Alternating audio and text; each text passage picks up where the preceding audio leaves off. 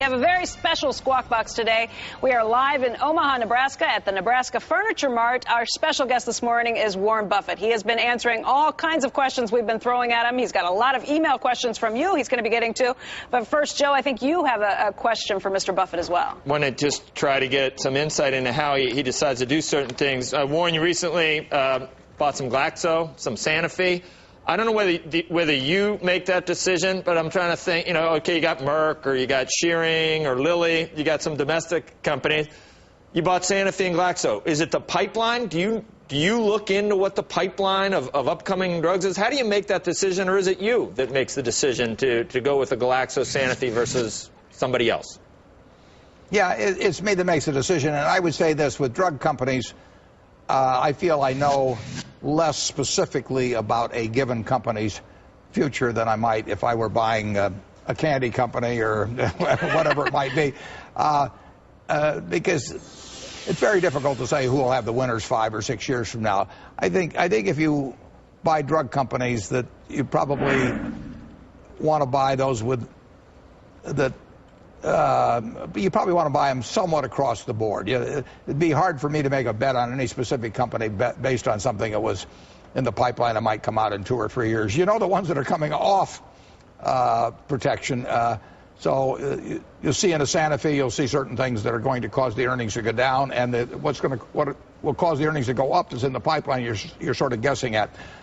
If you have a group of them, I think you'll probably do okay if you buy in at a sort of a low multiple for the group, and actually the drug companies have gotten, in some cases, quite a bit cheaper in recent years. We shouldn't be surprised to see you, then it wasn't that you were just picking non-domestic drug companies. You might end up with a stake in one of the domestics at some point. Very, very easily. And of course the domestics have a lot of earnings coming from abroad too. I do like earnings coming from abroad better than earnings coming from the United States. So if they're doing business, but most of them are doing business all over the world, so there's not a huge difference in that. We own some Johnson & Johnson, and you know, half the earnings roughly will come from abroad, and we think we probably have some currency play. We've already had some, but it hasn't been reflected that much in the stock. But there will be a J&J, a Sanofi, you name it. They will earn a lot of money abroad, and they'll come up with some drugs that surprise you, and they'll have plenty of them that are earning a lot of money now that won't be earning any money for them or anything to speak of 10 years from now.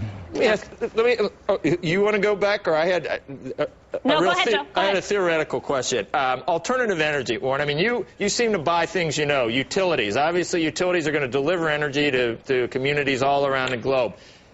It seems like there's a huge potential in alternative energy. Is that just too out there, or maybe the fundamentals get ahead of, or the stock price gets ahead of the fundamentals? It seems, are there any earth-changing areas that you're considering right now, or do the stocks just get ahead of themselves? Well, I usually don't try to make money by guessing that something will be doing enormously well 10 years from now that is sort of a dream at the present time. I look for things I can understand. I mean, here's our own See's Candy, I might add. And See's Candy will be popular 10 years from now or 20 years from now. People will keep eating it. They'll keep chewing gum. They'll keep doing all kinds of things that are obvious. They'll shave with Gillette razors, and you know, they'll use Tide in the washing machines and so on. And I can't pick the winners. There were 2,000 auto companies started in the United States, and you've got 3 of them hanging on by their fingernails now. So it was a tremendous industry. It changed the world, but 2,000 of them disappeared. Hey, Warren, you mentioned earlier, and you wrote about this in the annual letter to shareholders too, the sovereign wealth funds. So these guys have come out of nowhere. When you made these comments earlier, we were talking about the strength or the weakness of the dollar, but are sovereign wealth funds a bad thing necessarily? Well, they're inevitable. I mean, we are creating the sovereign wealth funds in the United States. When we ship $2 billion today to the rest of the world, it has to go into stocks or bonds or direct investment in the U.S. or something. But we are forcing investment in the United States by our consumption pattern. So if we run a negative trade balance with China of $250 billion this year or something of the sort, they're going to have $250 billion of U.S. somethings. And they're picking equities now. And in the end, you know, it's kind of interesting. they produce the 250 billion net of goods. People work hard over there. They work extra hours to send us shoes and send us a lot of the things you see in this store.